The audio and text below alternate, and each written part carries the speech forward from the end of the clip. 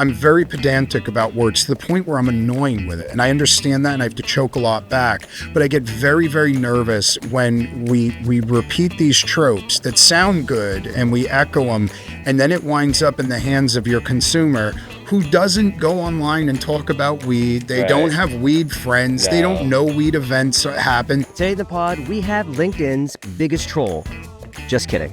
He pokes fun without punching down or causing harm. I'm Jason Raposa. After 25 years scaling tech and cannabis companies, I host High Functioning to uncover what real growth looks like. Today's guest is John Nathan, the obsessive chemist behind Bay State Extracts, the first Massachusetts lab dedicated to rare hemp cannabinoids. He runs lean enough to import his own clean room booths, yet pays every salaried employee a six-figure salary. When he isn't perfecting cannabinoids, he's running deep experiments with functional mushrooms. So the key is to make sure that you curate that audience, that they understand where you're coming from. And the other thing too is a lot of times people have to meet me in person, because anything I say online, I'll say in person.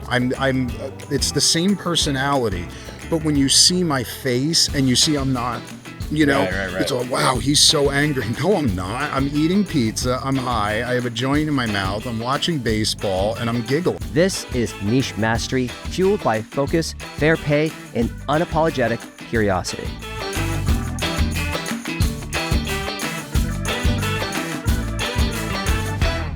My name is John Nathan. I am the CEO and founder of Bay State Extracts, also known as Bay State Hemp Company, and we are the first and only facility in Massachusetts entirely dedicated to the isolation and bulk supply of minor and rare cannabinoids derived from hemp.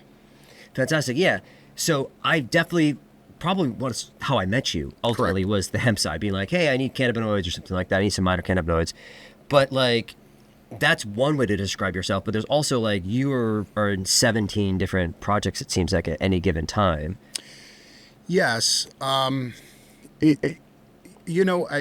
think the key element to my involvement with cannabis is I have an adage in my head that you find what you're good at and you stick with it.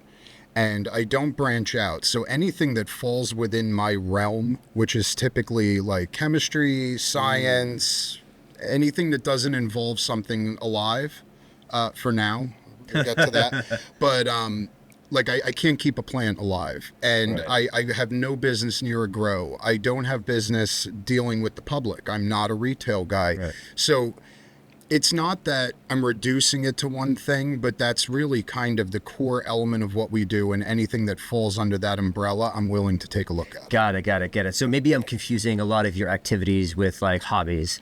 Because Correct. You have a lot of hobbies. Yes, I think. yes. Yeah. Severe ADHD. I hyper fixate on different things, and have a horrible habit of trying to monetize my hobbies until I hate them. Yes. And that's kind of the issue. Yeah, that could be problematic, because then you kind of you squeeze the fun out of it, because now it's a job again. Right? Correct. Yeah. And now I'm frustrated, and now it's something that I have to do on a Sunday night. I got very into sports cards again in 2020, and then next thing you know, I'm running an eBay store. I'm putting out 50 packages a week, and I wound up losing the childhood passion that got me back into it. Because I often think about, I actually was just reminiscing with somebody the other day, sports cards were part of my childhood, right? When I was growing up, it might have been on Megan's podcast, actually. I can't remember whose podcast it was, but when I was interviewing them, it came up, that nostalgia of my father would come home sometimes. He worked for the phone company for 30 years. And he would bring a case of baseball cards home sometimes, and he'd hand it to me and my brother, and we'd rip through the packs. We'd be like, this is the most amazing day ever. And then the next day he'd come home and be like, where's the case of baseball cards? We would always have that expectation, and to the point where he was just like, I'm not doing this again. It's so frustrating. So it has core memories to me. Yeah. And I still have a ton of sports cards. I've got all kinds of cards and binders and stuff like that in my basement. And that's the thing, the initial return to it was back to that childhood joy. Right. It flashes you back, and then you remember it's a multi-billion-dollar industry. Yeah. And as you know, once you get that entrepreneurial brain, you know what I mean? It's hard to get into something. I just got into fishing has been my most recent thing. Okay, something to do to calm down and get my mind off everyone in cannabis not paying their bills. So I started getting into it, and I found myself a couple weeks ago, okay, now creating the baits and what's the cost and what's the return. And I had to stop myself. And I'm like, this is for meditation and to not think about work. I don't want to be doing R&D on a pond. And that's what it would turn into. So it's a blessing and a curse, you know? Definitely. I would much rather be able to just punch out at night and not look at everything as an opportunity. Right. But yeah, I dip in a lot of things, but again, like when we built our facility, we built it in a way that we would be able to accommodate growth, scale, and I don't want to say deviation, but deviation. That's why we're looking into the other things, right? So wait a second. When it comes to your footprint, you're in what town are you in? We're currently in Wareham. Currently, you mean you might be moving? Well, we were in Plymouth. Okay, and then then we you moved to Wareham. Yeah. So Wareham, and what size is the facility right now? I think it's about 3,400 square feet. Do you have room to expand inside there, or is 3,400 is the size? We have room to expand, but I find that space is not usually the issue. It's usually lab flow. A lot of times people think they need more space and they don't know how to use the space they have already. And when we first got started, I remember the chemist that built our massive distillation setup over in Hadley, he spent 10 years as an aerospace engineer, 10 years as a pharmaceutical chemist, and now for the last 5 years, I've been doing scientific glass and like distillation equipment. So I remember I invited him to our first facility, and I brought him in there, and I was like, kind of like kicking around on the ground, like, I know it's nothing impressive. I know you've been in better. And he looked around and nonchalantly says, he goes, I could make $1 million in this space in a week. You just don't know how to use it. And it sounds harsh, but it was like, that's the tone I needed to hear. Right. So I never became scaling's a balancing act, right? If you do it too slow, someone does it first and takes your market share. And if you do it too fast, you overextend your resources and wind up collapsing on yourself. Yep. So when we did expand, we did it in a way where we built booths bigger than what we need that were rated for stuff. I have a C1D1. There's no chance I'm ever going to be running hydrocarbon extraction. But who knows? Right. And if that were to happen, we have the infrastructure for it. Or if we utilize the space for other compounds or other materials, we have that protection. Yes. So when it comes to the actual facility, I remember, because you were it's funny, your presence on the internet is sometimes very polarizing. But you do share a lot about the process too, because I did remember when you were building out these booths, yes, and you were asking for different contractors and whatever, and I know there was some not confusion, but there were some issues around potentially building it. Yes. I think you had a contractor kind of like step away from it. They didn't like that I got around the green tax. Green tax. We talk about that a lot in the pod. I have no problem saying this out loud. In fact, I think it should be democratized information. Clean rooms. Okay. Now we're in the hemp space, and at the time that we were building the facility, there was a lot of talk about the FDA taking over for regulating hemp cannabinoids. And everybody's thinking about GMP and all this other stuff. Correct. Yeah. And what I'm thinking about from my previous experience dealing with the FDA is that their standard is an ISO clean room. That is what they're looking for. But they sound so elaborate and so expensive. And if you go get these quotes, I'm so sorry for anyone who sells clean rooms. They'll quote you $30,000, $40,000, $50,000. And I got 3 plans back to me from clean room contractors that were near identical and used millimeters. So my brain started thinking an American company is not going to give me a layout plan in millimeters. So I checked their import records. They're all coming from the same factory. And for an absolute fraction of that, we were able to put together an ISO 7 clean room.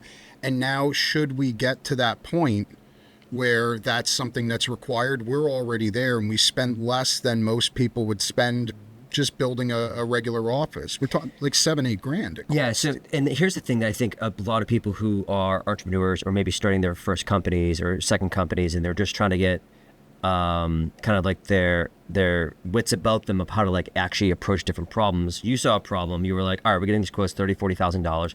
They're in millimeters. Then you were like, they must be importing it. And those records are public because you can see the ship records coming in and out, or the import records. Importyeti.com. Importyeti.com. I've been on there. Yeah. And you can see the actual containers being Correct. sent over, and you know where they're coming from, and maybe they're coming from Germany or whatever. And then you were like, well, if I just go direct to Germany, then we're good. And there's no issue with people making their money, but also understanding that for some of us, you know, I don't have investors. I don't have any partners. I am the only financial source that got Bay State up and running. So I had to cut I didn't cut corners. I had to cut costs. So, you know, at that point, being a little resourceful, you know, we have a C1D2 room. Yeah. It's C1D1 and a C1D2. correct. So Right. we have a C1D1, a 10 by 20, 10 by 15 C1D1, and then we have a 10 by 20 C1D2. The C1D2 came from Standard Tool in North Carolina. It's an ETL listed spark-proof paint booth that meets all the qualifications for a C1D2. I had custom double doors. I had them change the lighting. I had them adjust a whole bunch of things for our space. 16 grand.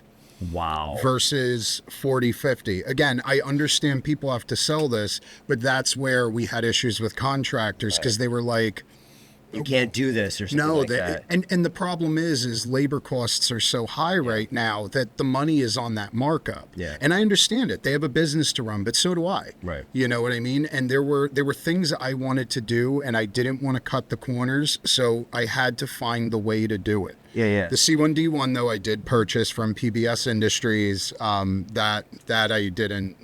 Yeah. So what's the difference? I'm I'm always curious about this because everybody throws these terms around sometimes, and I'm not even sure what the difference is. C1D1, and I'm going to be honest with you, I'm probably not the most qualified to speak on the precise differences, but I know that a C1D1 is suitable for gases, hydrocarbons. C1D2 is sufficient for ethanol, which is what we had done, was ethanol. Because you've done all your extractions are ethanol. Correct. Okay. Yeah. So, and the C1D1 is kind of like wishful thinking right now. It's just like, hey, if we ever expand into hydrocarbons or, you know, heavy different solvents. Or experimental stuff, you know, like if we want to R&D, you know, with a process that I'm not sure about the reaction, I want something beyond the fume hood. I want something that has that 1 hour fire rating, you know. Yeah, but 1 hour fire rating, this is the crazy thing. 1 hour fire rating, there's sheetrock that's 1 hour fire rated, right? So 1 hour fire rated, that's what we had to do for our vault, right? Yeah. So that's the actual regulatory standard the CCC puts on us, is it has to be 1 hour fire rated. Of course, when they first came onto the market, like Netta in Brookline had a bank, so they're like, that's our vault. It's an actual vault, you know, and it has like 6-inch steel walls. I remember so that. everybody was thinking about like, oh, it has to be like a vault, it has to be like super safe in that sense. But then if you look at the regulations, it's like, oh no, it should just be 1 hour fire rated. Yeah. The problem we have also is, and I'm going to say this. Say it. This is going to go one of two ways. This is either going to be like a crazy interview and you're going to hate me afterwards. I'm going to keep on probing, or you're going to have a great time. This isn't too crazy, but I've seen a lot of facilities, and we are over-engineered, okay, for what we do.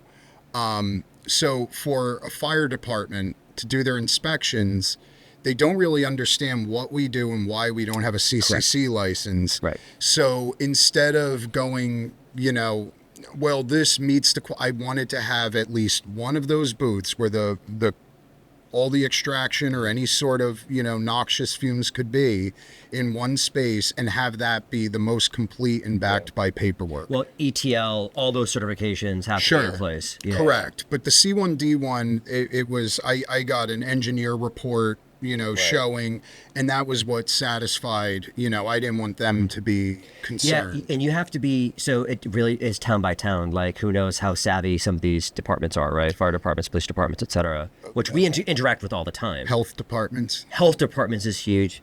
I'm sure building departments, everybody, there's a different level of expertise in every town, right? And Correct. some are better than others in different roles. And some, I just sold a license in another town. I'm not saying the name, but the building department held up the build for the person who bought it from me. And they were even asking me, like, is there any way you can help? Because, or they kind of just informed me, and I was like thinking ways I could help, I should say. They didn't ask for help. But they held up their entire build for like 3 months because they just had more questions. And it's like, I get you have questions, but like this stuff's kind of a solved solution at this point. Yeah, and what? Hold on, I want to get too loud. What you're talking about is why we moved from Plymouth to Wareham, because the Pilgrims of Plymouth were very weird and cagey about it. Pilgrims. They swear to God, they tried to hold up my business license for months and tell me I need to go to the cannabis meeting that happens every couple. And I'm saying I'm not seeking an HCA. I don't need one. Here's the law. So I had to like almost threaten the select board to get my business license. They don't understand. It's different. Correct. Meanwhile, Wareham was the location of the first recreational dispensary in Mass, Fairlife. Right. And so even though we're talking about a couple of months, they have the most experience. This is the most established. It's become integral to their town. They love the tax revenue. They're rebuilding the roads. So they have a system in place where it's like, come on in. Like, we're fine. You know what I mean? Just, we know what you need to do. So we had to have our ducks in order. It wasn't a very confusing or tedious process with Wareham, but I still wanted to buy once, cry once. I mean, we have the 6-foot vinyl, heat sealed hospital flooring underneath everything. Because you think about it, you're saving all this money buying these booths, right? You build them, but guess what happens if a little bit of that moisture from the concrete seeps through and you get a mold? And now you're taking it down and you're spending what you saved to redo it. It's funny because people think concrete has this impermeable surface, but it actually does hold moisture. Correct. That's one of the things when we were looking for epoxy flooring and stuff like that. They were like, oh, we got to test the moisture levels. Yeah. And all that stuff. And I'm like, how do you test the moisture for concrete? It's porous. It's porous. So getting back to the CCC side, though, have you ever considered going down the full licensing path? Multiple times. And every time, what dissuaded you? The CCC. That's a great answer. I mean, why get in bed with a regulatory body that could obviously cause you a lot of pain?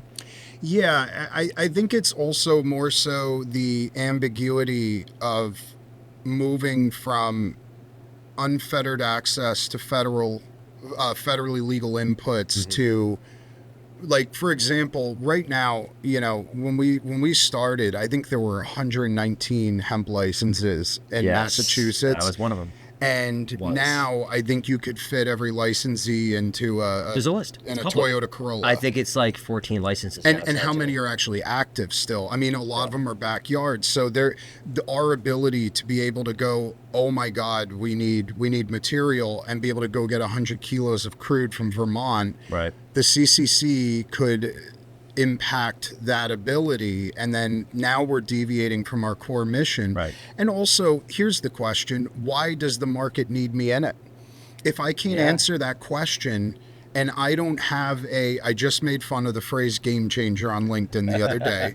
Because people, this is going to change the game. And they say that when they have the pre-market renderings and you feel really passionate. But then the game doesn't change. Right. And at the end of the day, people smoke, vape, eat, and drink. That is the core of what they do. Obviously, topicals and other applications, but you're talking about that core. Yeah. I think there was a figure years ago that like 65% of the market prefers flower, including me. Still, to this day, 70% of the sales in Massachusetts are flower still. I'm flower. Yeah. Like, I smoke a joint every night. I sit there and rip apart the plant all day and study the compounds and put together these precise formulations, and then I just smoke a joint. And because that's my preference. So when I can't touch a plant, I have a black thumb. I will kill them by looking at them. And I'm worried about your plants back here. They're fake now. I'll melt them. So knowing that that's not something I can do, the biggest question that I had to ask whenever I start a venture is, what is the gap in the market and why am I uniquely qualified to fill it? Perfect. Yeah. Because I think about things like, I want to get into the cannabinoids specifically, because I know you have a lot of knowledge around that stuff. But I actually, before we go too deep into that, I want to take one step back. What were you doing before this? So I owned an electronic cigarette company. E6. I still do. Yes, we produce. So that is a different business then. So you do have 100%. more than one business. Okay. That's my primary income. I don't do anything. Yeah, this has been. So out of like a split of like, is it like 80-20, like income wise, like CE Sig versus hemp? 100. I mean, 100%. I have not given myself a reasonable salary yet. Wow. Because we still have so much work to do, and I would rather have a well-paid, motivated team than me. We've seen consistent growth, consistent volume, and we know we have winning products. For me, it was more advantageous to invest into the company while I still have my own other income. I have taken draws and paid myself mostly out of frustration. Like, I'm taking some of this for myself. Yeah, because I put everything into it. But we're at that point now where, like, this has to continue for another 5-10 years and be successful for me to make a return. Is that what you see it happening in 5 years? Like I can't tell you what's going to happen in 5 Crystal months. ball. Yeah, no ways. Yeah. But I was in the electronic cigarette space. The vape ban in 2019 was what jittered my brain that I had to deviate. And that's when you started the hemp side? Yes. Oh. I started it. I testified at the DPH against the vape ban on behalf of I was the president of a regional trade org for E6. That space, yes. The small segment, not Juul, not big tobacco, the grassroots. You seem very defensive. I'm not trying to accuse you of anything, poisoning my children or anything. No. But that's the problem, is that adults are going to adult. Correct. But if you take a look at what electronic cigarettes and vaping is like in Europe versus here, it's night and day. In what way? Because I know there's no flavoring. There's flavoring. There's no flavors in Massachusetts, but also it became very counterculture here. And so the imagery of what people see is the cloud competitions and guys blowing big smoke, blowing stratus clouds in the middle of the mall with no concern for the people around them. And they forget that quite literally it's one of the greatest advancements in public health that we've ever seen. People are not smoking anymore. Right. They're choosing a healthier alternative. The problem, without getting too deep, is that this country doesn't prioritize healthcare. They prioritize sickness care. So when all of these stop smoking solutions are coming from pharmaceutical and tobacco, that's where they would rather it be. So we got the chopping block. We became scapegoats. And I said, you know what? I'm done dealing with a Wild West unregulated industry where I'm ducking and diving, what's coming from the FDA.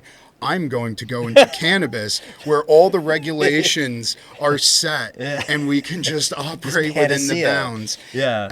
I remember saying I'm not even going to get involved with lobbying or bills or going to the state house. I'm done. I'm just going to pay the orgs and just be a regular. Right. They'll lobby for me and I'll just support them initially.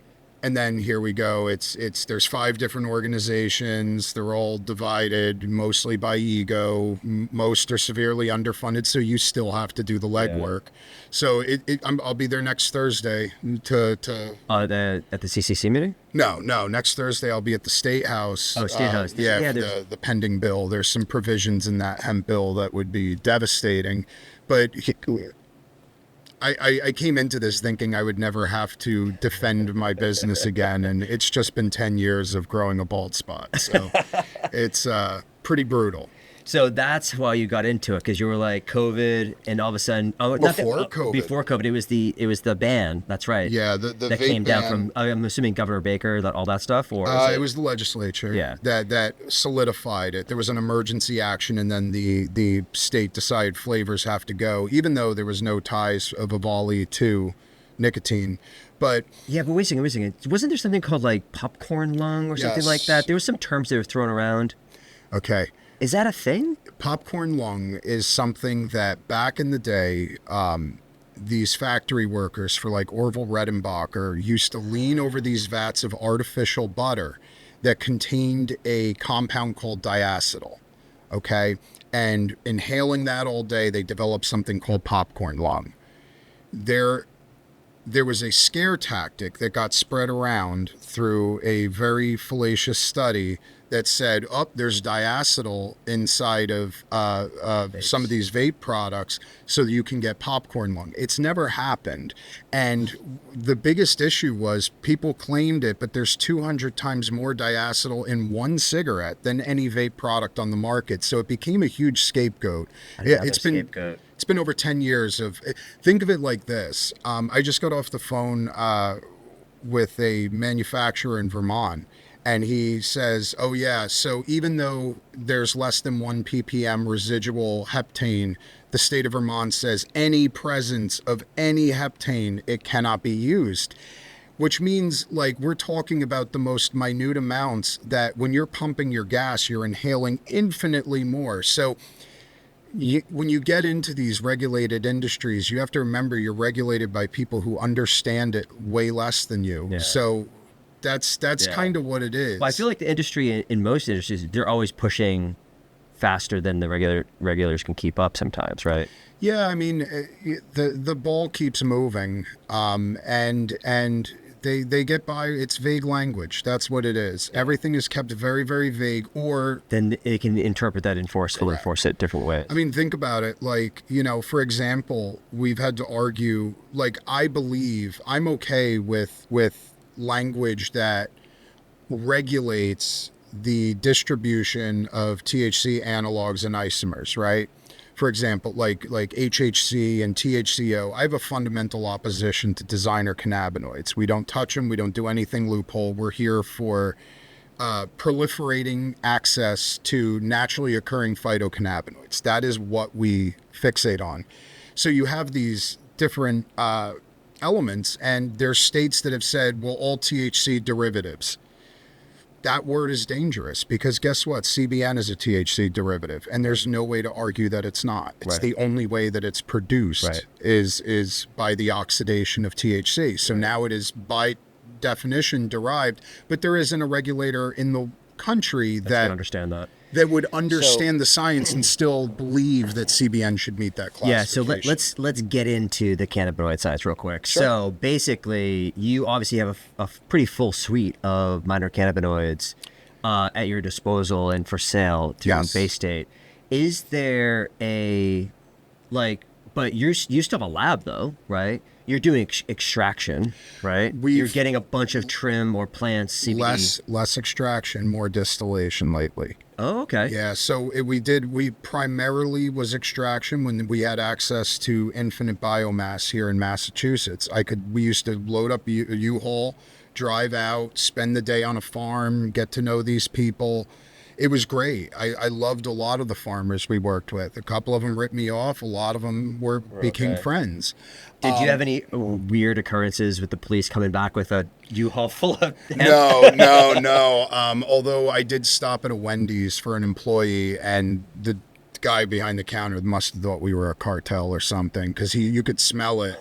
And he was looking at Smells me, like weed, and I said, "Does it smell like the U-Haul's full of weed?" And he goes, "Yeah." I go, "Because it is." I mean, what are they going to do? They can't follow me, and then I open it up. I had the paperwork, copies of the licenses, all the testing. Everything was certified by the state.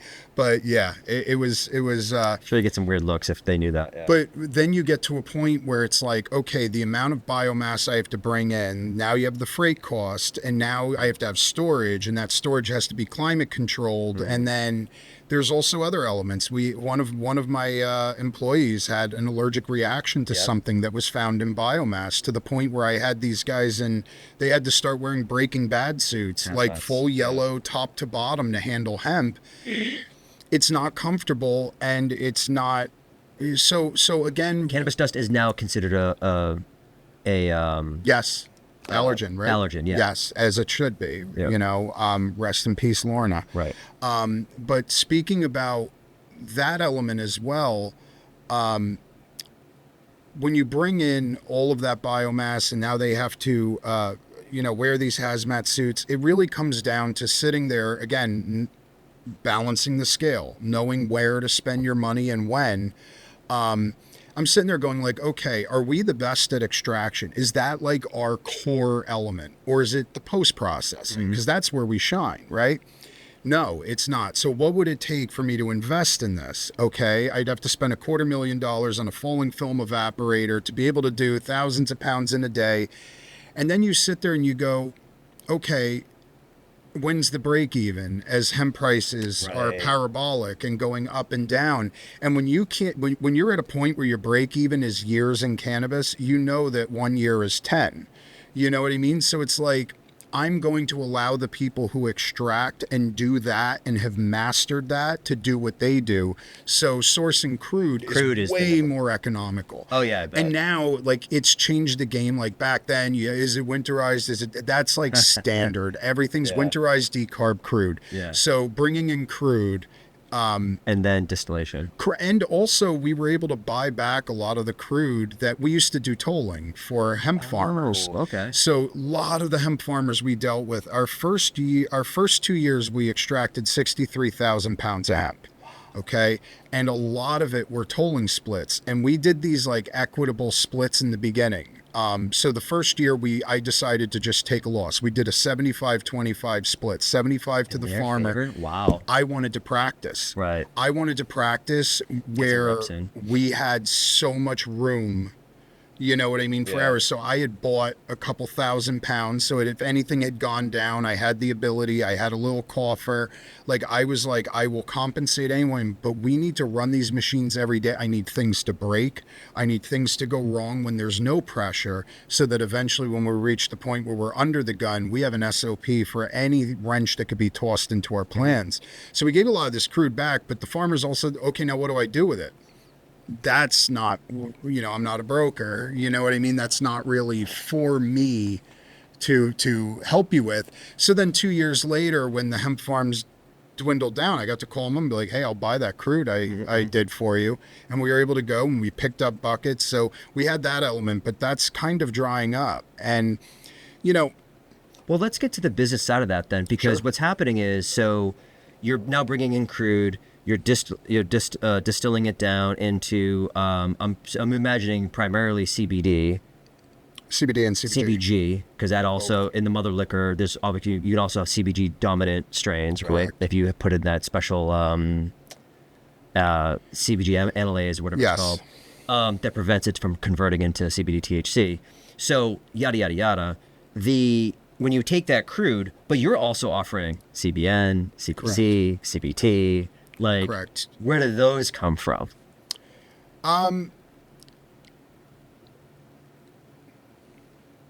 Try to figure. I gotta use.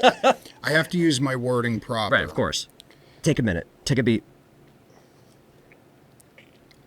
This is what I think the industry needs to collectively do: is to learn what words mean and adhere to those definitions of them, and stop taking broad phrases and turning them into pejoratives when they're ultimately benign. Distillate isn't bad, okay? Some of it is, some of it isn't, but the process of distillation, there is absolutely nothing wrong for thousands of years with refining crude oil into a purified form. And when you talk about that, people go, oh, I don't like the effects, I don't like that, I don't like the vapes, it's better with raw. You're right, sure, but there's nothing wrong with distillate. It is, and the same thing for the big evil word of synthetic. Yes. Okay? There are synthetic cannabinoids, Spice, K2, those are fully synthetic. They're meant to mimic the effects of THC, okay? Then you have your semi-synthetic cannabinoids, right? A semi-synthetic cannabinoid is is a cannabinoid that is produced with a some sort of a precursor or input that is hemp or cannabis. Oh. You know what I mean? So For example, we do not make Delta 8 THC. It's not something we do, nor is it legal. But if you take CBD isolate, you add toluene sulfonic acid, dissolve it in heptane, allow it to undergo its little exothermic reaction inside of a reactor. You pull that out, you rotovap it, you distill it, you've converted CBD to Delta 8. Okay, is Delta 8 a synthetic cannabinoid? No, it is a naturally occurring cannabinoid, but it is produced through a process which could be defined as synthesis. And the word synthetic, I see these people going, I don't want anything synthetic. Well, then never get insulin, never take hormones, never take any pharmaceutical. Well, one of the things that I always point to people is aspirin. That's like the first one that I always think of, because salicylic acid they found in willow bark or birch bark. I can't remember which one. I think it was willow bark. And they were able to isolate it as like a compound that is effective at relieving pain.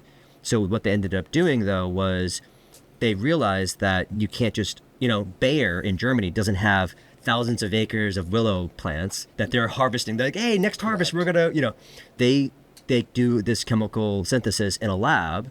And it turns out the product was cleaner and better because the willow bark had other impurities in it that would make people gastrointestinal impacts. So they actually were able to generate or synthesize salicylic acid into aspirin in a very consistent a clean way. Yeah, and there's an ethical element too. We don't want to be tearing down forests for stuff that can be produced cleanly. That said, the process, the cleanups, the ways that it's conducted, that's where my alarms come from. So, for example, CBN all right, that's a big one. I mean, that's what I'm saying. We use these products. We have these products, right? And CBN, look,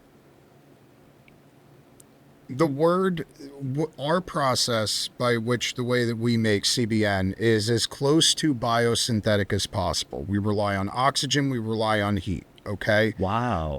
That's as far as I can go. I would be willing to tell you more off the record. Yeah, of course. But it's actually, that's the huge issue we have with Connecticut. Connecticut, we supply our CBN. They're like, okay, can you send us the process by which it's made? And I've said to them, like, if you want to do a screen share, I will let you look at it, but I'm not entering. I'll put SOPs out there. I paid $30,000 for what we have. Okay, you didn't just go on Future 4200 and start. No, yeah, use iodine and sulfur. Yeah. What full panel tests show residual sulfites or residual iodine? So those. I think that's where the complication comes in, is because you have good actors who are like, I know how to clean this up really well and make it pure and purify it. The COAs are very clean because of it. And then you get other actors who are just like, hey, I'm just pumping out whatever it is. And they try to maybe do a little bit cleanup. And then all of a sudden it's in some gas station gummy or something. Correct. Like that. And it's one of those things where it's like, I look at everything from a liability standpoint, okay? Because you're a business operator. Correct. Everything I think about is I do not want to be part of a supply chain that harms people, jeopardizes public health or the plant, and then ultimately myself. Right. You know what I mean? So it was one of those things where every single process we go, I look up if there's allergies that exist. People have iodine allergies, and that was the standard procedure. Yeah. For converting. Because like you had said in the top of the podcast, it was THC naturally degrades into CBN. Correct. Through heat and oxygen. Correct. And so obviously, but the thing is, if you look at the pricing, THC is this much in expense and CBN is like way down here. So It's like, who's going to take all this really great THC and convert it into CBN through, And that's why that was the gap in the market. Yeah. And when we came in, when I started Bay State, kilos of THC were $20,000. Yep. And no one was going to sit there and go, hey, let's burn a bunch of it until we make this lesser known cannabinoid that nobody knows about in 2019. There's no demand for it at that point. Yeah. I found out about CBN through a weird article in 2016, and I went and got a med card for it. And I went to Denver, and Mary's Medicinal was, God bless them, were one of the only companies that I could find that was selling CBN tablets and sublinguals and patches. And I remember taking CBN, and the feeling that I got was something I had never felt in my life. And Huge disclaimer, I do not market on this. Everyone's body is unique. We all have our own reactions. But for me and my brain and my biochemistry, it was the first time I felt what it was like to not have anxiety. Okay, and that is not most people's result. Honestly, if you gave it to 75% of people, they probably would not be able to repeat my results, but it was my results, and that made it real to me. So I called dispensaries. Hi, do you have anything with CBN? Oh, you mean CBD? That's all I heard repeatedly. Yeah. To the point where, like, there's people in the industry today that can vouch. They remember me as a patient in Curaleaf in Hanover, holding court, you know, as I tend to do, about CBN and explaining to these bud tenders what it is. So democratizing that access and making sure that people had the chance to have the same experience that I had was the core element of why I went into this. So that cost analysis, it was like, so I can make it this way, and they're never going to sacrifice their THC. That's your golden nectar right now. So that was that window, and that was that gap where we planted our flag down, and I started yelling about CBN, knowing that eventually people will go, wait a minute, that was the guy. There's something over here, And now we supply, I would say comfortably 75 to 80% of it. Used to be higher. In Massachusetts. Yeah, used to be higher. And yeah, so on that note, obviously you have a wide range of cannabinoids. The science is still out on a lot of these things, and there's personal effects. Right, there's a personal experience. That's how I got into this industry also, is because I actually started in hemp as well, 2019 or so, because I found something that worked for me, and I was like, well, if this worked for me, and I'm not a traditional cannabis consumer, I haven't consumed cannabis in 20 years, I tried something, I'm like, wait a second, this healed me, then this is my next calling. Like, I have to share this with as many people as I can. Same. Basically, right? So I feel that in a very deep connection. I was the same thing, by the way. I had 7 years of complete and total abstinence from everything top to bottom, and like straight edge style. Yeah, I mean, I was clean. I have 15 years off of hard drugs, and it was a lot, and I was dealing with an insurmountable amount of stress. My other business was on fire, and I had on fire in a good way, best way. Wow. I had the most money of my life. I had a schedule where I could do whatever I want. I had absolutely no issues, and I hated the mirror, and I struggled with insomnia, and I was miserable. And the only thing that worked was cannabis. And my biggest issue was, going back to it, was the paranoia. And then I looked up what to do about paranoia, and it was all this stuff I'm never going to do. Meditate, count to 10, I'm good. And then there was a Leafly article where Neil Young had told Howard Stern that when he feels paranoia, he smells black pepper. And I tried it, and it worked. And then I had my first enjoyable high, and I spent that high trying to figure out why that happened. And the result was the presence of beta-caryophyllene. Yeah. And now I'm reading about the CB receptors. And now I'm wondering, wait a minute, if we were to combine this. And so that was my foray into cannabis science. And knowing your brain, you went deep. Deep. Yeah, to the so point deep. where, you know, I was yelling about this. I couldn't find anyone to partner with me on this. Everybody, what are you talking about? We're going to make gummies. You know, exactly. Why would we? No, who's talking about this? I'm like, they're going to be. The only reference you have is the West. So I looked at Denver. We always look west to figure out what's happening next in the East Coast. Well, California at the time, I remember I pulled a report in 2021, and Kiva's Blackberry CBN gummies were the number 3 or number 2 best-selling edible in California, the most mature and established market with an economy that's larger than most countries. So there's your roadmap. Because at the end of the day, while there are definitely cultural differences, cannabis we all kind of share collective experiences regardless where we live. Right. You know? So what about just hang back to the business side, because the cannabinoid side is I could nerd out for a long time on that stuff, and I'm sure you could as well. What about the business side? So you said you're 70% now. You used to be higher. What's going on with business today? What is like one of the big struggles that you're working with? People do not pay their bills. I'm looking right at the camera for this one, Jason. This because I don't, you know, there is this collective check is in the mail mentality. Check is in the mail. And, you know, when my mortgage bill comes on the first of the month, I don't get to tell them we'll get you on the next check run. The bill is due. That'd be fantastic if you could do that. And it seems like it started Q3, Q4 of 2024. And the problem is that it's a chain effect. Like, people who owe me are owed. And I understand that. And the ones who communicate, we talk. Cool. Like, look, we're in this as long as you talk to me. But it goes months, like weeks, where you're begging to just get, a payment in. And it stifles innovation. It stifles growth. It creates concern. It lowers consumer confidence. Companies are less likely right now to spend resources on R&D and development. And we were supposed to be doing nanoemulsification by now. That was December 2024. And I have to sit there and go, well, one of our largest customers just told me that they have no plans to pay us $130,000 that's been due for 4 months. So I guess we're not buying the spray dryer. We're not going to invest in the emulsification tech. So now we're reaching this point where, obviously, as you know, the drinks and the, water soluble fast acting is the wave. That's what people want. And we would have been able to adequately meet that moment had people paid us. So people always ask, how's things going? Great on paper. Volume's up, sales are good, customers are happy. So a lot of what we've been doing later is pushing products, finished products. Oh, of your own finished products. Yeah, versus being like a supplier of ingredients. Yes, which you can do, but I'll tell you the other thing. What's the split on that? Revenue split? Is it like 50-50? Is it like 20? No. Like 95.5, which is why we're putting 95% is bulk, on your bulk cannabinoids is everything.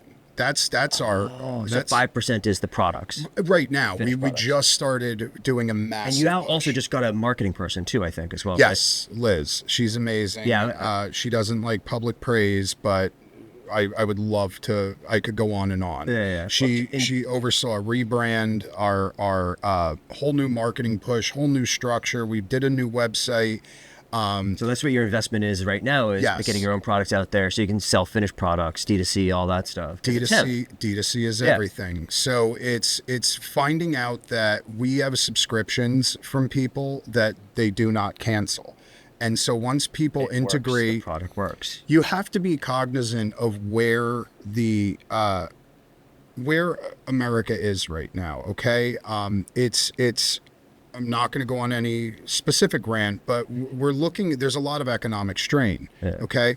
So what are people looking for? They're looking for low cost and the necessities. So if you could produce a product that is affordable, that people integrate into their lives and improves the quality of it, that is where you need to be. I would not, if someone told me right now we're going to sell $120 grams of the best hash rosin Mass has ever seen, I'd say you're insane. Yeah. So knowing that we have products that when people try them, they become part of their routine and their daily life, we're leaning into that a little bit more. So now we've been expanding our dispensary growth. We've expanded into about 4 or 5 new ones. But do you trust the dispensaries to pay you? Or because I listen, like, you D2C, everybody's like, it's funny because I'm in D2C also for our hemp line, and I'm also directly with the dispensaries. And people think, and the people in the dispensaries are like, oh, you got it made, you're in D2C, you can just sell it across the state lines and all this other stuff. And then people in D2C are like, oh man, you got it made, you got only 400 stores and you just focus on these 400 stores and that's it. So like, it's funny that the grass is always greener sometimes, right? Yeah. So now you're talking about not getting paid from other producers that are buying the bulk cannabinoids, but some of those people potentially also own dispensaries. I have found the retailers are a lot better.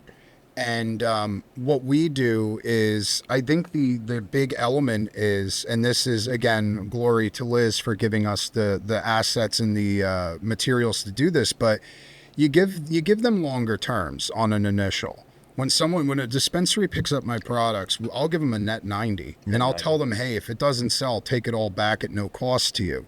And now I have 90 days to support the hell out of them to make sure it sells through, because when they have to place a reorder, they're very, very willing to pay that last invoice. Right. You know, and you won't deliver another one until they pay that invoice. No, I am a sucker. I am the type. Will. I am. I am. You're a softy. One of these days I'll put my foot down, but at the end of the day, like I always extend the grace that I may need one day. You know what I mean? So it's also about the consumer too. Like the consumers are buying it and they're enjoying the product, and some people may be like asking again next time they go to the dispensary. Correct. Hey, can I get that Bay State product again? Our products do very well with an older demographic. Okay, people who are less likely to want THC To get super high. Correct. Right. Yeah. And knowing that a lot of these people have mobility issues, have limited access, limited understanding. Most of them a lot of them don't even know how to articulate what's in our products. You know what I mean? To find something comparable. So making sure that that person who walks to their neighborhood dispensary once a week and buys a bottle of Blackout has that access is very important. Blackout's your sleep product. Yes, Yeah. yes. I cannot make any health claims that it is for sleep. As FDA isn't on you as yet. per the FDA, FTC. Yeah, and, I'm sure. I mean, but there's letters that get thrown out sometimes from those companies. There's like, hey, we saw you, not companies, the government bodies. They're like, we checked your website and you're making a medical claim. Here's a letter. Yeah, Right? I mean, and then eventually they will fine you. and the best way to get away from that is to just get the product to people. I just gave away 300 bottles of our I old saw that. packaging. That's good on you. dude. Shipped it to everybody. Yeah. Because guess what? Once they try it, now a lot of them became customers. Awesome. A lot of them became referrals. If someone calls me, and this happens all the time, if I get a phone call and I can sense it's someone older, okay, or anyone in general, I don't want to say older, but that's just typically what it is.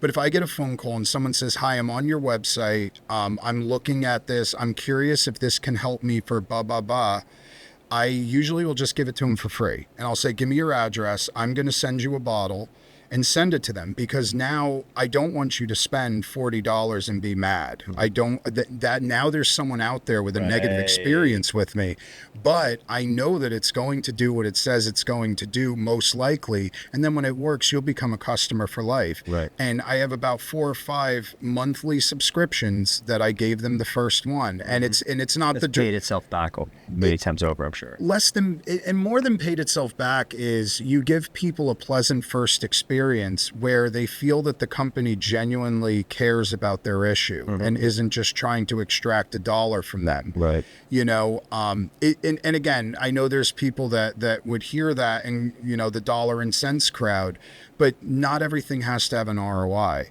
You know what I mean? Sometimes the ROI is there's a person out there that said, well, it didn't work for me, but the owner was very nice and took care of me and gave it to me for free. And maybe they'll try and get it for free and I'll give it to them for free. But most of the time they convert to customers or they refer somebody that becomes one. Got it. Yeah, I mean, obviously that's definitely a form of marketing. I wish we could do stuff like that in cannabis. That's the element Yeah, so because you're in hemp, you can just be like, hey, here's a sample. What's your address? Whereas like it costs me $150 every time I want to do a shipment to a store. Yikes. Like you can just show up in your SUV or whatever, roll up and be like, hey, here's your order. I have. Yeah. Yeah, And I've delivered cannabinoids.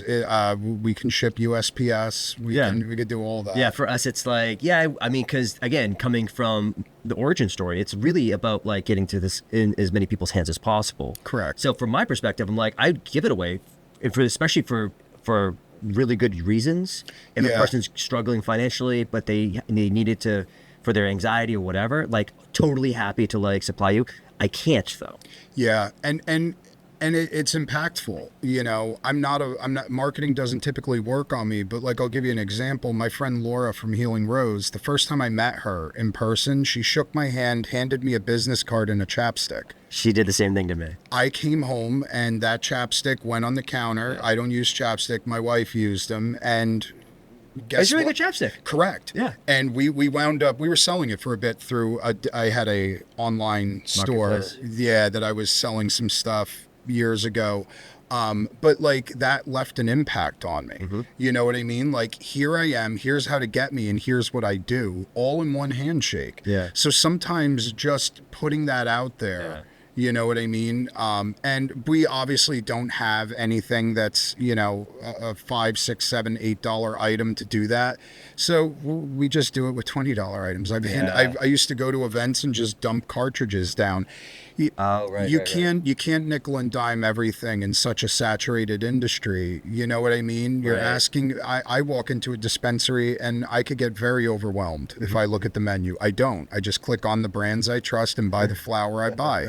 You know. Well, even you could get a little bit anxious when you're in a dispensary, being like, all right, there's like 700 Yeah. pre-rolls. Like, which one do I Yes, get? correct. Yeah. And that's where it And really. you're really highly educated in this Yes. stuff, so I can't imagine like the consumer or even a senior coming in, I a little don't- older. I don't look at strains. You just companies that you trust. And you work with their products. I go into Elevated Roots. I click Nostalgia, Tower 3, Fresh Connection, add to cart or whatever, and I find out what I got when they read it out loud to me. Wow. Yeah, because at the end of the day, like, I've grown to distrust strain marketing. Well, you can name it whatever you want. At this point. And Yeah. there's so much of it is like, you know, it's goofy, it's silly, it's immature, it humiliates your customer. So for me, like, unless I see, like, Nostalgia, for example, Yeah. which is Elevated Roots' brand, they created this 60s, 70s, Yeah. 80s, Very 90s, cool. 2000s, Yeah. right? And strains from those decades. And I was talking about this. If you send my dad in to a dispensary who is 70 years old and you tell him to pick something and he sees alien cookies crossed with GMO, hash fire, Elmo, you Right. know, Cheetah piss. he's My cheetah classic. piss. Yeah. Ones I'm not willing to say on Yeah. camera.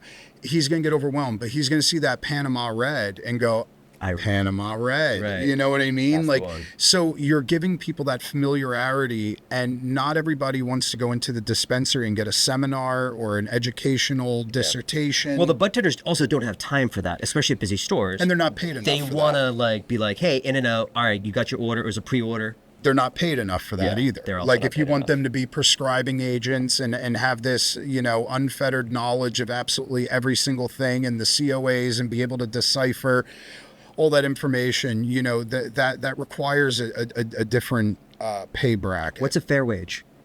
I will not say that out loud. Oof. I will not say out loud because here's what I'll say. The only thing I'm willing to say is I get nervous with this because everyone's situation is very different. 100%. And my philosophy is extremely small crew. Okay. I have five employees. 5? Okay. Yes. Including yourself? No, 6, including myself. And those 5 employees, my belief is you pay them really well, give them their autonomy, and let them do what they do best.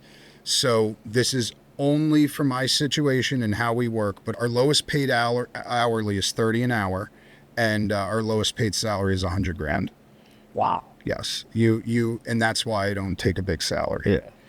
But at the end of the day, guess what? Like, I trust every single person. I get to watch, you know, you get to see people move, get better, you know, new apartments, new cars, have Yeah. babies, like being able to see that underneath and not worrying about a mutiny. Whenever you ask someone to do something, a lot of times the first thought is, I don't get paid enough for this. Wow. Yeah. You know what I mean? So just making sure that you give them that freedom, you know what I mean? A lot of remote work, you know, 3 out of the 6 are remote. Yeah. You know what I mean? I have a couple guys that are on staff, but that's been my philosophy is I don't want to have a bunch of low paid workers planning a mutiny. Yeah. I You feel know? like the next time you post a job, people are going to be like, hey, remember that thing you said on that podcast? But we don't hire much. Yeah, exactly. Like, it's such a selective. I mean, you've been doing this for how many years now? They have company 5. 5? 5. And you now have 5 employees. Correct. So 1 a year on average. Less. Honestly, yeah. The first 2 were in the first year and a half. Wait, 1, 2, 3, 4, 5. Yeah. Yeah. And then 2023, 2024. Yeah. That was the last 2 times. So that you're I- due. You're due for another. Yeah. Well, who's doing fulfillment? When the D2C order comes in, are you like packing them up yourself? No, my mother-in-law is. Oh, that's fun. Yes. She loves it. She enjoys getting to know the names. She'll put little handwritten things on there. She likes putting the stickers and stuff in there. My mother-in-law, she was waiting tables, and when the pandemic hit, I didn't want her to go back to working at a restaurant. So I said, here, you come here, and so she does all of our fulfillment. That's fantastic. Yeah, my brother works here part-time, and my wife also works here part-time, because we just need extra help sometimes, and just like they can fill in. My sister does all of my copy, all of the writing. Yeah, so any blogs, any verbiage that doesn't look like it came from me, usually will come from her, and Liz is the overall director of it all, and then good friend, my close friend Matt, is our CFO, and he handles all of the money, the planning, the expenses. And do you prefer that, to have somebody else handle the money? It allowed me to not have to have the uncomfortable conversations when people... Now, numbers are my thing. Yeah. I'm not artistic. I'm a numbers guy. So it's hard to relinquish.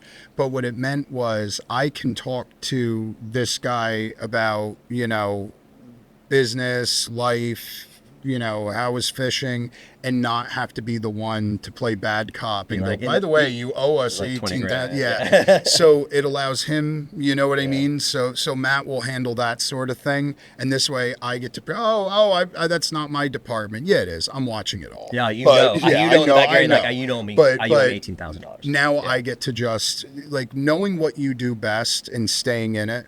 I can't do most of the jobs. I could do the lab work, but like marketing, I can't do marketing. It doesn't work on me. Speaking of doing things that you're good at, you're a bit of I think you claimed at one point you're an introvert. Yes, very much so. But you have a prolific trolling ability online. Yes. Yeah. So that's the outlet. So it's really about, if my energy feels protected, which I'm not really a granola guy, but that's the best phrasing I can use for this. If I feel comfortable, I get to be very authentic and free with my thoughts and my words. When I'm around people, I have to filter, I have to choke things back, and I can get very overwhelmed by being around large groups of people. My eyes dart, and I don't feel I could be my authentic self. Are you better at one-on-one versus groups? One-on-one is great. This, small group, I can do absolutely fine. I can speak. If you wanted me to speak at Gillette Stadium to a filled crowd, I could do it without a drop of sweat going down my face. But I want to be home. Right. Got it. So, you're like, that's the thing. That's the thing on your that comfort level of being like, okay, I did it. I nailed it. I'm out of here. My joke that I always say is, everybody that I want to spend unlimited time with lives in my house with me. Yeah. I like my family. I enjoy being home. I like being around it. So it's not that I'm introverted. It's that I like to do things that are most conducive to my mental health and well-being. And for me, I like being at home. Yeah. Because I think you're very protective of that, based on what I'm hearing. My privacy, that, like, the after 6 p.m., like, that is a very sacred time for me, and I cherish it, and I feel that and I didn't used to be that way. When I first started in my vape company, I was flying 2-3 times a month. I was going to every single event. Champs and all that stuff. Everything you could imagine, I went to, and what I found was I had no time with myself, and the crashes and the burnouts were becoming worse. Yeah. So after the pandemic hit, I decided and I'm also older, man. I was in my late 20s and hustling. Yeah, and I don't want to hustle anymore. I want to just go to work and come home and eat and relax and smoke a joint. Like you're also doing like kind of a more of a long-term vision with a lot of this stuff too, because you're even saying like 5 years out is kind of when you're sticking to it. So like it's a 10-year anniversary ultimately for Bay State. That's what I would love. But where did the internet trolling come from? That's just a hobby you carried over from your 20s or something like that? My 20s, God, since I was a kid. So I think it's really important to highlight my definition of what trolling is. Yeah, of course. Oh, actually, I did ask my son this. Yes. Because I was like, hey, I'm going to interview this guy. I think of it as trolling. Yes. He goes, no, that's rage bait. And I go, oh. fair in a He's way. 15, so I'm Oh, not. yes. So the problem is nowadays the word trolling has become associated with harm. You know what I mean? So people going into stores and yelling behind people, disrupting their day. My thing is there cannot be a moment where I'm punching down at any time. If you notice the targets of my attacks, you'll never see me complain about women or any marginalized group. I usually go after loud, aggressive white guys like myself. Like that's going to be the target because I feel like it can't be mean-spirited if I'm critiquing the categories I belong to. But it's more so I enjoy like the sociological element of it. I have the ability to see things, read between lines, and they make me upset. Like not in a way where it affects my mood, but it's like, why are you posting that? Or that story never happened. So now I have two options. Three. One is you completely dismiss and go about your life. I'm good on that. Yeah. I would rather leverage this moment. Two is you make an angry post or a negative comment. Or three, you go, I'm going to come up with a way to add some levity and humor to this, lampoon something without like making fun of how people act on LinkedIn. You're not attacking anything about them. Yeah. You never make fun of something that people can't change in 30 seconds. Yeah, you know, your hat, fair game. Yeah. You know what I mean? Your face, no. That's I wasn't gonna bring it up. Yeah. I'm from New Jersey. I get it. I know you're from your accent is definitely come out a lot on this pod. Yeah, I don't ask coffee talk. Call. Yeah, you're really talking about call. Yeah. And it's funny when I met my wife, I remember through text, I asked her, I was like, you don't have that Boston accent, right? And she's like, no, I don't. My mother wouldn't let me drop R's and this. I'm like, oh, thank God. Meanwhile, I had this atrocious accent where I mutilate words. Yeah. You know what I mean? Don't ask me, take me to an Italian restaurant and here I pronounce the menu items and your eyes will jitter.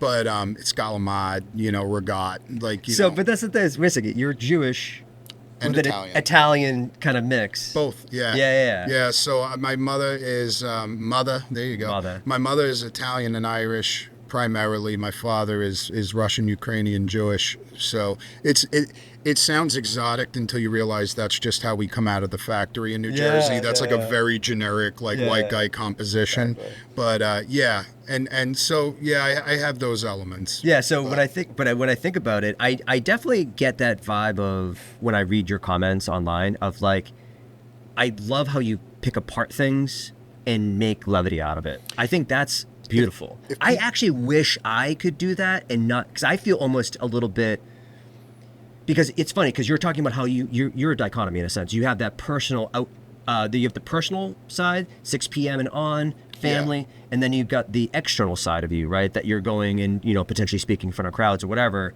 And sometimes people say that those are different people sometimes, right? You're acting in a persona. And then when I think about it online, when you're going out there and you actually have created personas online too, right? And been like, hey, I'm Tom. Yeah. And I think you were actually, the one that I remember more, it was an older one, but the one that almost always comes to mind is when you were posting, like when people would post in Plymouth about some statue and you'd be like, oh, the Statue of Liberty, I love that. Yes. Like, yes. That's hilarious. But and that's the element of it. Like people watch reality TV, right? Right now, I am completely locked in and obsessed on Facebook with following a little South Dakota or something a South like that? Dakota restaurant because it's so off the beaten path. It's in the middle of nowhere. The guy's like 2 hours from the 4th largest city in South Dakota. Like no one would ever know this exists if you don't live in the nowhere badlands of America. And being able to like observe people naturally on social media and their reactions, like there's something so fascinating about that to me. So I would never do harm to this guy. Right. You know what I mean? I would never make fun of him or do anything. I think somebody cruel, actually maybe even just mentioned that on a comment, being like, hey, like, why are you picking on this guy? Are you trolling him? I'm like, no, I've spent money. I've bought his merchandise. I have supported his posts. But like you get this window and being able to see those things and people's natural reactions. But again, you cannot do harm. Right. Like I will never make a fake account and insult people. Right. Like to me, that's just Anything edgy or offensive, I'm going to say, will be like straight-faced and to them directly. The most impactful or negative things I've ever said are private. You know what I mean? I don't want an audience. If I'm making fun of something, it's something corny happening on LinkedIn that I see as a trend or something I found on social media, but people's natural reactions. But again, you can't cause them stress or harm or punch down. You know, that's always been like integral to it. So the word trolling years ago absolutely applied. You know, I didn't guess always. I'm from that generation. That Same. would know what trolling is in that sense. How old are you? 46. I'll be 47. Okay, so you're 10 years older than me. So yeah, I'm the same. I was on 4chan in 2004. Like I've been very online forever. Yeah. And you can see the patterns, and I'm very good at that kind of recognition. So when I see certain things and they're happening consistently, I go, okay. And the other thing about my LinkedIn posts, a lot of people don't know, is I let them marinate for 24 hours before I put them live. So what I do, Sleep on it. every single one, and my Facebook, my default post is only me. So there's times I post something because I need to get it out, and then like 2 hours later go, oh, thank God. Like that shouldn't have been said. Right. But I'll keep it for my own memories to remember where I was at that moment. Right. You know, so same thing with LinkedIn. I type my posts out high because I'm giggling. It's like 9 at night. You're like, this is hilarious. And then I schedule it for 10 a.m. the next morning. And then I get to work, drink a coffee, look at it and go, all right, I have an hour and a half before this shit is tied to my name. Is this something I want to stick with? Sometimes you let it fly and sometimes you let Most, I take them down, you know. Oh, so you actually write so much? A and lot. then you're like, I'm not posting that. I write a post every single day. Wow. And then every single day. There's always something that pops into my head observing on LinkedIn. Right. But it's not even so much my intent or what I'm trying to say, but will the perception be all right? Right. Like every once in a while I get jumped at. You know what I mean? I had a guy the other day absolutely lose it on me because I kept saying, you don't know what I'm saying about distillate. You know, it's an ingredient, like what I'd said again, it's benign, it's this and that. I get it. You know some bad actors, but there's nothing wrong with it. Relentlessly going at me. So the key is to make sure that like you curate that audience, that they understand where you're coming from. And the other thing too is a lot of times people have to meet me in person because anything I say online, I'll say in person. It's the same personality, but when you see my face and you see I'm not, you know, it's all, wow, he's so angry. No, I'm not. I'm eating pizza. I'm high. I have a joint in my mouth. I'm watching baseball and I'm giggling.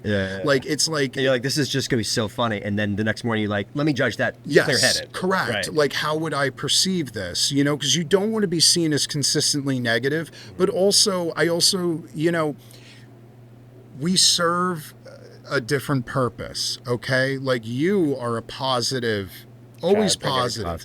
And guess what? Like most people, that's what they want to see in their feed. You know what I mean? 100%. Like, can't tell you how many times I've walked in grumbling and you're doing jumping jacks on video and I'm like, why is he so happy? And it's you know what I mean?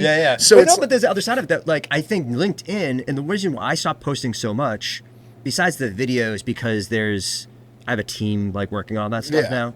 Because social media is like a real thing that's actually generated revenue for us at this point. But I stopped posting towards the middle of 2024 because it just turned so negative that it was like, of course, there's a lot of things that are negative to talk about, but I stepped away, I think, at a good time. Everything was going super negative, and you still hear hints of all this negativity. And that's the benefit to how I approach it, because I'm taking these negative things that are irritating all of us, and we can all commiserate, but at the same time, here's a little laugh in between it, or like a dig, so that people could go, you know what? Yeah, I'm feeling that too, but let's get a laugh in about it. You know, and you also notice I don't promote my products. Right. Outside of that giveaway. Which was very, very brand new to me. So for years, I rarely reference my company on LinkedIn, because the way I see it is, this is who I am. And anyone that I jive with or is like that guy, they're going to click and they'll go look at what I do. Right, exactly. You know what I mean? And they'll find it. So this way, like, I promote without promoting. I like working with people with philosophical alignment. You know what I mean? Anyone can dangle a check in front of you, but if they're going to give you a migraine, 6 months of the year, I'd rather work with people, I like. Right now, the focus is finding really small customers, the people who think they're too small to reach out to us. That's what I'm looking for. Yeah, if there's somebody that buys 10 grams of CBD isolate a month so that they can make one cream and sell it at a farmer's market, I'd love to let them know they're just as important as these big guys. In fact, more important, because they're going to pay their bill. Yeah, exactly. They're going to pay. So so when you think about the future, obviously there's things happening right now. Did you want to talk about that little corner project that you put together? Yeah. So, So everything that you try to do, you're saying you're optimizing the space. Correct. Yeah. So we had this little corner of, I believe in a profit per square foot. Okay. That's the way I see it. I'm paying for this space. That square footage is part of my lease agreement. It's not making money. It's losing money. So we started a mushroom grow. And we started a couple months ago, and, very simple. I went to a farmer's market, bought a lion's mane, cut a slice of the stem, put it in an agar dish, allowed it to create a culture, kept looking at it under microscope, creating perfect culture. So we did that for the first few months, and now we've put them onto substrate and we're getting ready to grow. Wow. And basically, again, like I had referenced in the beginning, sticking to what makes sense and what's within my wheelhouse. So we have all of this equipment in these facilities. A microscope, for instance. Yes. I don't have a microscope. I want a microscope. Oh, we have a 300x 4K. You can save the pictures onto an SD. It's pretty awesome. It's really cool. I bet. I've actually used it to check the condition of sports cards too. It's like, I bet that's amazing. It's for that. awesome. Yeah. It's really awesome. It was like $250. Before you sent it off for grading, probably. Yes, exactly.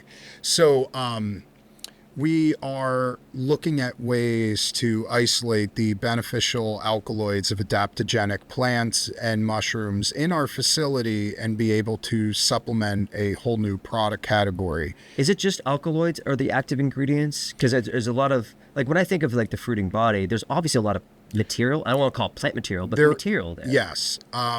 There is, but I have to focus on what I can identify. Okay. So, you know what I mean? So if there's an analytical lab that can test for all of those other compounds and we can quantify it and perfect it, then I'll fixate on it. But right now it's just about finding testing to confirm.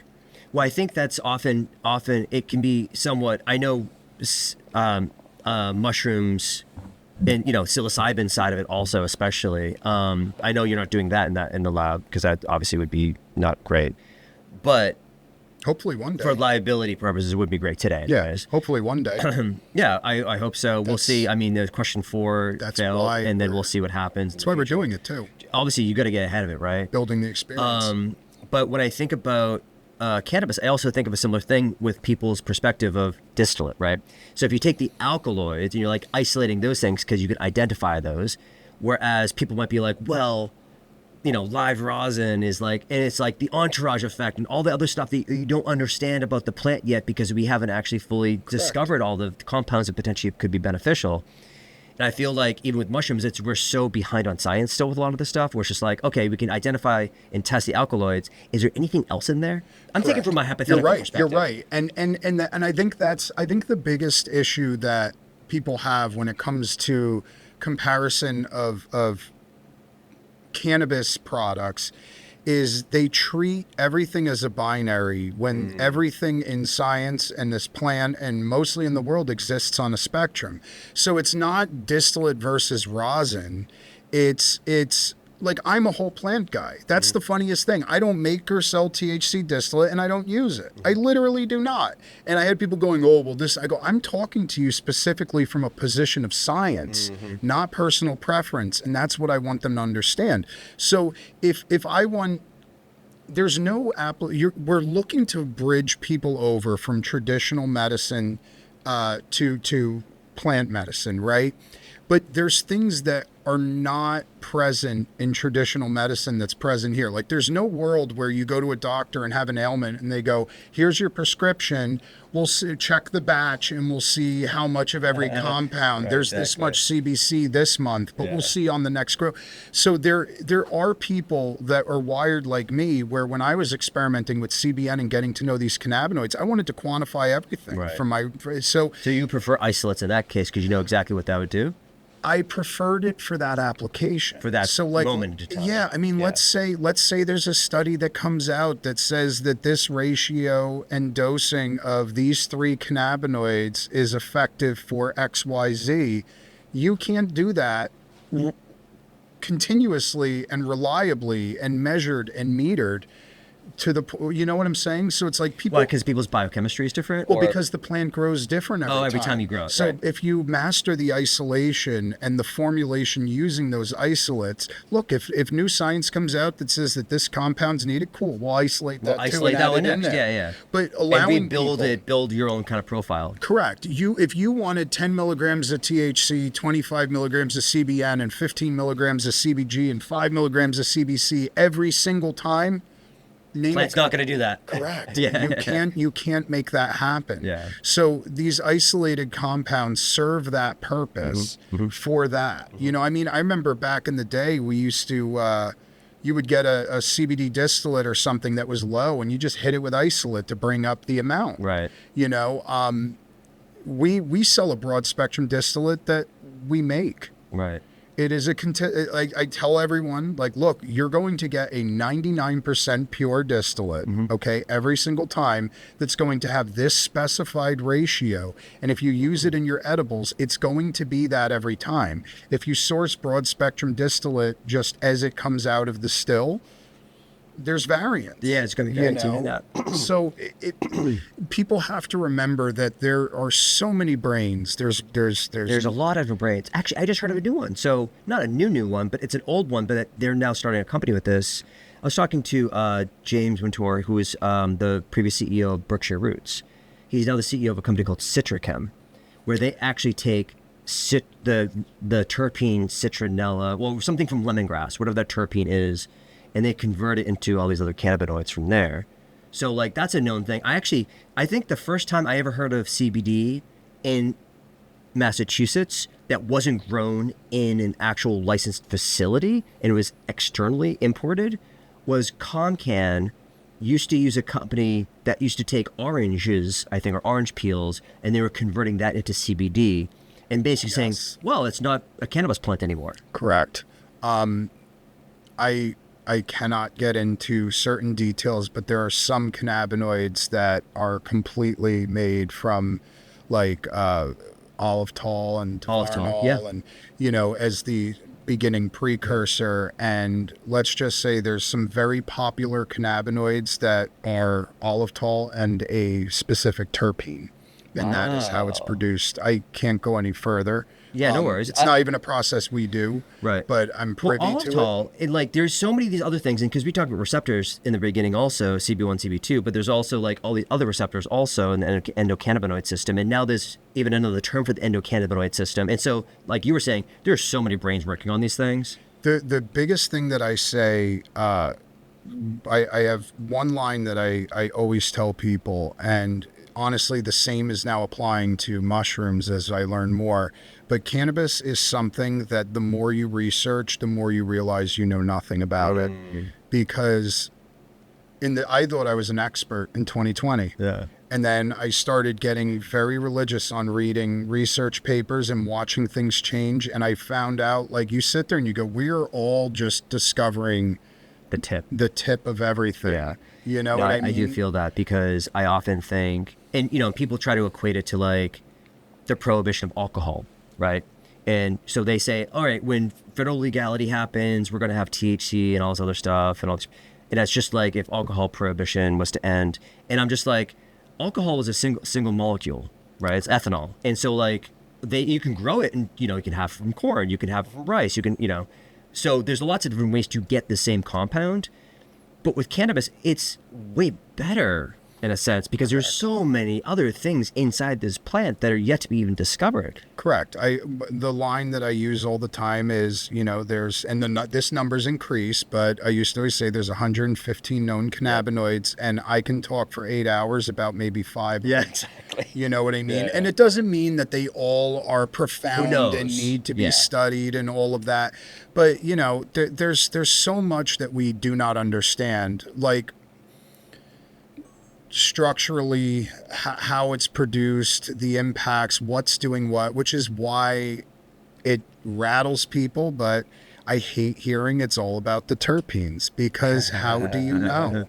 Tell me what application, and then I understand there's benefits. I'm not denying that, but we just got done collectively realizing that plant morphology does not determine effects and outcomes. So the indica sativa thing, we all now know that's a complete farce. Right. Okay, it means nothing. Right. Okay, there may be some commonalities or typical situations, but in general, you can train an indica plant to grow like a sativa. That can happen. I've seen it. Well, like fat leaves versus thin leaves or something like that. And it's that's how you knew. We rejected that. Yeah.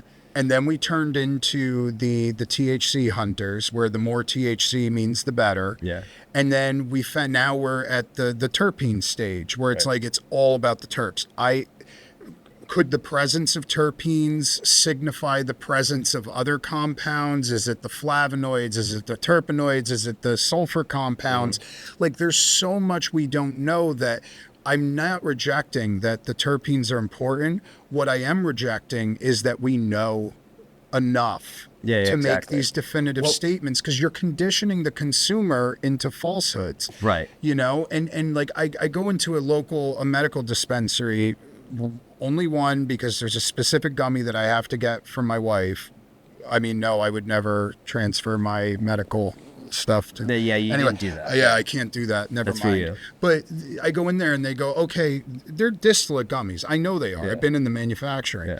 And they go, do you want indica, sativa, or hybrid? And I always say, whatever you have the most of. Like, I'll help you move your inventory, because nice this means nothing. Yeah. But what this also does is it sets up your consumer for failure, because now if someone comes in and is groomed and conditioned that indica gummies make me go to sleep, they will walk in, I'm sorry, we're out of the indica. We only have the sativa. And they leave not buying a product that's identical. Right. There's no difference. Right. So that's my worry with the language. My special interest is language. Mm-hmm. It's why things are worded the way they are. It's why reading people's responses intrigues me. I'm very pedantic about words, to the point where I'm annoying with it. And I understand that, and I have to choke a lot back. But I get very, very nervous when we repeat these tropes that sound good and we echo them, and then it winds up in the hands of your consumer, who doesn't go online and talk about weed. They don't have weed friends. No. They don't know weed events happen. Right. They go to the dispensary. My wife doesn't know what she takes. Right. Okay? She goes, she just trusts you to get the thing. They come in a jar. She goes, can you get me a bucket? That's it. Yeah. Daily cannabis user will never sit down and read about terp. Well, she might. I mean, she's in, I don't want to pretend she doesn't have like an intellectual curiosity. Yeah. But she's an early 40s, mom, like that. She uses it to serve a purpose, right? So when you condition these people, like, imagine if she gets told distillate is bad, and she's been taking these gummies for years. So now she's going to go into a dispensary. Does it have distillate? You know what I mean? You've trained the person. And now you've trained them that, or they're going to sit there and see some amazing flower, but the terpene level, which variance of error in testing. Right. So it's like, oh no, it's only 1.5 terps. I'm not taking that. But this could be some of the most beneficial flower. That's my issue, is understanding that, to put it succinctly, we have all been kind of designated with a duty to return the plant to the people, right? It got eradicated by governments and military and everything. We burned the fields. Now we have to return it back. You have to be a good steward of it, which means adhering to what words mean and being intellectually honest about what we're doing. Like, cannabis is harmless. No, it's not. It really is not. Like, somebody with advanced schizophrenia should not use cannabis. Absolutely. Like Agreed. someone that there are so many elements. Cannabis hyperemesis syndrome is real. CHS is It's real. You can't deny it. My wife vomited for 11 days and was in the hospitals and getting IV filled. We canceled Thanksgiving. It's real. And it all coincided with a sharp uptick in her consumption and her routes of administration. So that gummy every night, Right. she tried one of my bowls and liked it. She was like, oh, I'm liking it, getting baked during the day. So she was puffing a bowl, still taking her edible. And then once she added a vape into the mix, wound up with essentially cyclic vomiting. You can't deny that there's these issues because it makes us disingenuous. Right. The alcohol industry doesn't hide from their stuff. They say, like, look, this is straight up poison. When you drink it, you become a giant liability to society and yourself. Yeah, you do. And they increase sales. Cigarettes say, here's a product that's going to kill you, and they increase. So we don't have that death element. We don't have that, mass hysteria. But we do have to be honest about these real things, that cannabis-induced psychosis is real and that there is such thing as overconsumption. Cannabis is a plant, not a drug. No, it's both. A drug is a drug. This word means something. There's nothing wrong with a drug. Right. The word drug is not bad. You've been conditioned by the powers that be to hear the word drug and think bad. Negative things, yeah. Drugs save lives. You Right, know what I mean? absolutely. There are no bad drugs. There's bad combinations of people and drugs. The combination of people and drugs. Yes, Exactly. that's what it is. Like, even rattle the bee's nest with fentanyl. Guess what? There are situations where somebody who is allergic to opioids in a clinical setting needs access to a short-acting analgesic for pain. And it serves a purpose. Exactly. Doesn't mean it should be on the street or contaminating or being used recreationally, but it's not a bad drug. Right. It has a purpose in it. Everything has a purpose, so that's, I just, that is my red in the face type thing, because it's like, the more you read, accept the humility that you don't really know anything, get humble and just stand back and allow all of these collective weird brains, as has been recently coined. I love that phrase. They did the weird brains panel as being Miyabi and Riley and Kate. Like, so I love that. Yeah. Because allow everyone to just do the research, study. We'll leverage the anecdotes, but let's look at the science and let's just learn and grow, but avoid these definitive broad brush statements that do nothing but a disservice to the consumer. Yeah. You and I are tapped in. If the science changes, we'll adjust our language. Absolutely. You'll never get that 65-year-old woman to real, how she's not going to get the news that she can eat the sativa edibles too. Right. You know what I mean? They don't subscribe to our newsletters. Exactly. Okay. Yeah, they're not reading all the journals that come out. Yeah, she's not getting Jason's highlights in her email. You know what I mean? So we have to be very careful with our language and that applies legislatively and how we regulate it and how we discuss it, and we also have to be very honest about issues that arise with it. So with that said, because I was waiting for a classic rant from you. This is perfectly timed. We do have to wrap here. We've been gone for a minute. Any last kind of thoughts? Anything else you want to mention? I know you're not huge on promoting your own products potentially, but like you could also shout those out. I actually hate doing it. What I will say is if there's something I said that they want to continue the discussion about, I'm accessible. I'm always willing to have the discussion and go further. If people are confused about something, I'm always willing to share what we know. I believe in sharing our R&D.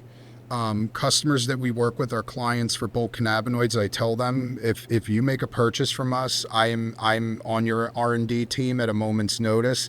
Always willing to help people navigate what I can or refer them to people who can if there's any confusion. But I don't think I'm really bad at baystatehemp.com,